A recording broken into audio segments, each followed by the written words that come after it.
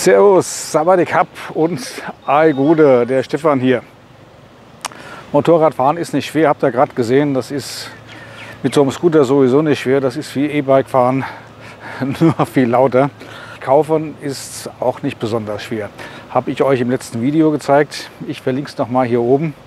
Ihr geht in den Laden, sagt, was ihr wollt, macht eine Anzahlung. Wenn das Teil geliefert ist, bezahlt ihr es.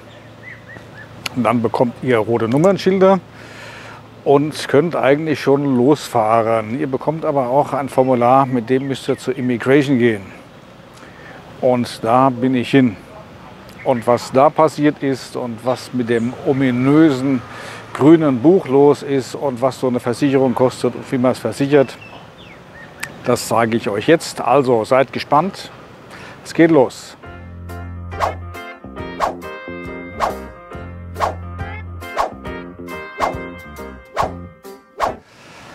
Kaufen ist natürlich die eine Seite. Ihr habt beim Kauf eine Versicherung dabei, eine Grundversicherung. Die deckt eigentlich nur die Personenschäden Dritter ab und sonst gar nichts. Um alles andere müsst ihr euch selbst kümmern und vor allen Dingen, ihr müsst auch entsprechend anmelden. Also zugelassen ist er eigentlich schon, deshalb habt ihr ja die roten Nummernschilder. Und für die Anmeldung bekommt ihr ein Formular.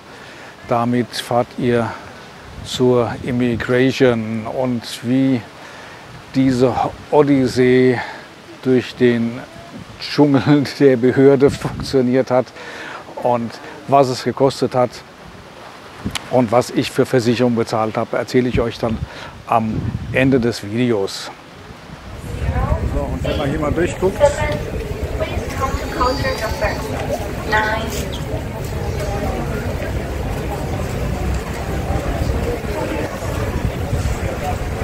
lange Wartezeiten sind hier garantiert. Also, da geht's rein.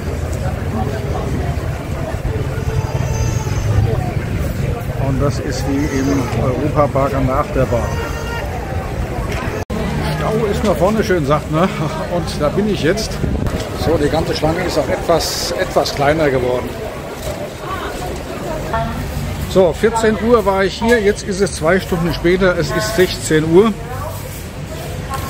Und wie ich mir das schon gedacht habe, mit einem Besuch ist es hier nicht getan. Ich bin dann zur Kasse gerufen worden. Mehr muss ich ja nicht machen, ich muss hier nur zahlen. Und dann geht es natürlich darum, dass sie meinen Ausweis sehen wollten. Den hatte ich natürlich dabei. Und dann kommt die Frage nach dem E-Visa. Please print E-Visa and come again. Also, morgen bin ich wieder hier. Maske hatte ich Gott sei Dank noch dabei gehabt vom Bankbesuch. Die ist natürlich hier auch Pflicht. So, Immigration, zweiter Tag. Der Andrang ist heute nicht ganz so toll wie gestern. Ich hoffe mal, dass ich hier rauskomme unter 2 Stunden. Wir haben jetzt morgens 7:45 und das Ganze ist noch überschaubar hier. So, gucken wir mal, da vorne ist der Eingang.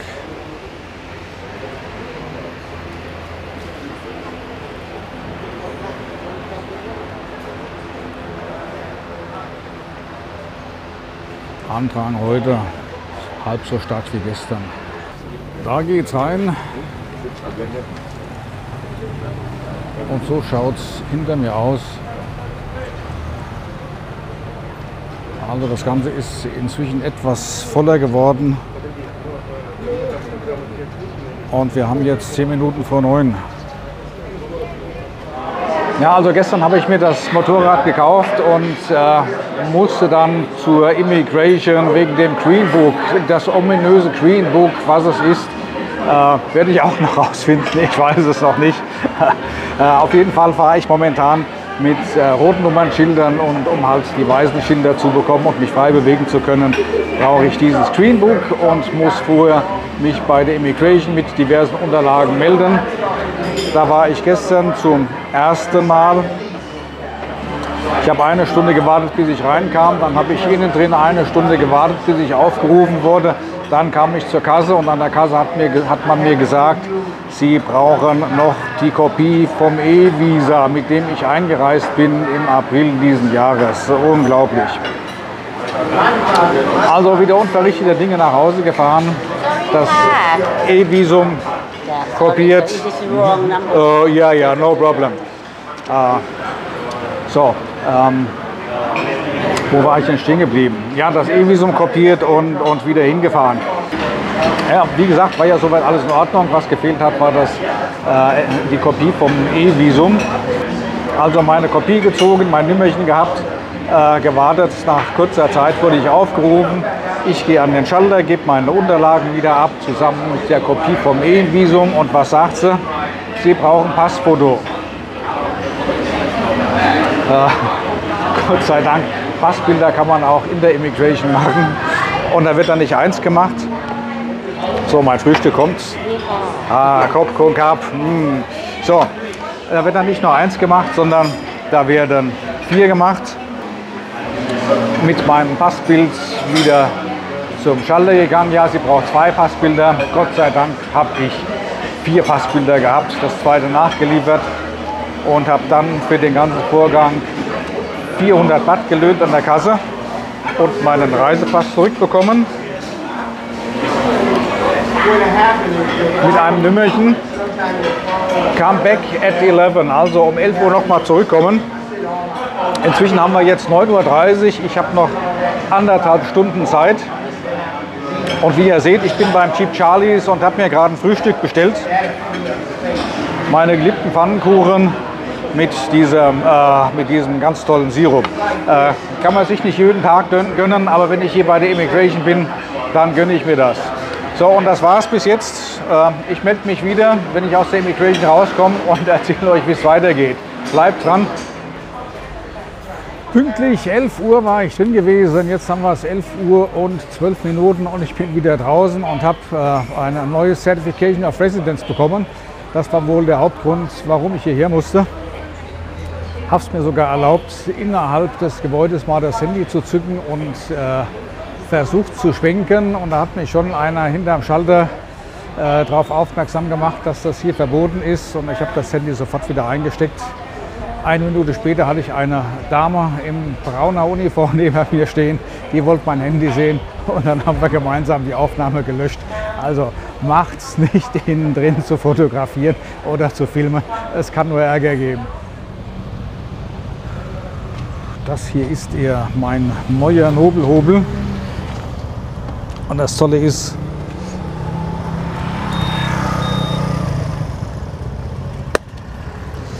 ich brauche noch nicht mal einen Schlüssel. Das heißt, ich habe den Schlüssel in der Hosentasche und muss ihn hier nicht reinstecken. Und jetzt zeige ich euch mal, was ich bei der Immigration bekommen habe. Nämlich einfach nur dieses Formular. Dafür habe ich dann auch das Passbild gebraucht. Wahrscheinlich haben die das Ganze in Kopie auch als Passbild dort. Was steht da drin? Mr. Möchel Stefan, 66, das ist mein Alter. Non-Immigration O. 19, das heißt wahrscheinlich April 25, 65 eingereist. Und Visum bis 17. Ich kann es auch nicht lesen, 25, 66 heißt das wohl. Also bis nächstes Jahr Juli. Dann mache ich mich jetzt mal reisefertig und schau mal, was mich beim Motorradhändler jetzt erwartet. Das ist das Formular, das es beim Motorradhändler gibt. Das ist quasi die Rechnung für das Motorrad, für die roten Nummernschilder, für die Pflichtversicherung und für die bezahlte Steuer. Das ist das Formular, das es bei der Immigration gibt. Eine Art Meldebestätigung, die gebt ihr dann beim Motorradhändler ab. Damit bekommt ihr das grüne Buch, die weißen Nummernschilder und die Steuerbanderole. Das grüne Buch ist so eine Art Kfz-Brief oder Fahrzeugbrief. Darauf müsst ihr dann noch etwa 3 Monate warten. 3 Hemden und ein T-Shirt habe ich durchgeschwitzt, bis es soweit war. Also das Ding ist jetzt angemeldet. Ich habe bezahlt für diese Bescheinigung und diese Bescheinigung, das ist so eine Art Wohnsitzbestätigung. 400 Baht und ich habe bezahlt für die Passbilder, die dazugehören, 150 Baht. Und dann musst du dir natürlich noch eine Versicherung aussuchen. Und dann bin ich zu einem Versicherungsmakler gefahren in der Soi 13, APG-Versicherung heißt die. Und dann ist natürlich die Frage, wie versichert ihr euch? Mein Freund Klaus hat mal in einem Forum eine kleine Tabelle veröffentlicht, was welche Versicherung ist. Vielen Dank, lieber Klaus, ich werde das Ding hier auch veröffentlichen. Und da seht ihr schon First Class, Second Class, Third Class Versicherung. Das entspricht in etwa der Haftpflichtversicherung in Deutschland, der Teilkaskoversicherung in Deutschland und der Vollkaskoversicherung in Deutschland. Natürlich ist ein neues Motorrad und dann macht man eine Vollkaskoversicherung, die kostet mich im Jahr 6.016 Baht, also nicht die Welt. Und jetzt hoffe ich habe viel Spaß mit dem Ding und dass das Wetter endlich mal etwas besser wird. Und man sagt immer nur, Fliegen ist schöner, aber momentan finde ich Rollerfahren noch viel schöner, weil das ist wie Tieffliegen und du hast den Wind um die Nase. Es ist herrlich. In dem Sinn, bis zum nächsten Mal. Tschüss, euer Stefan.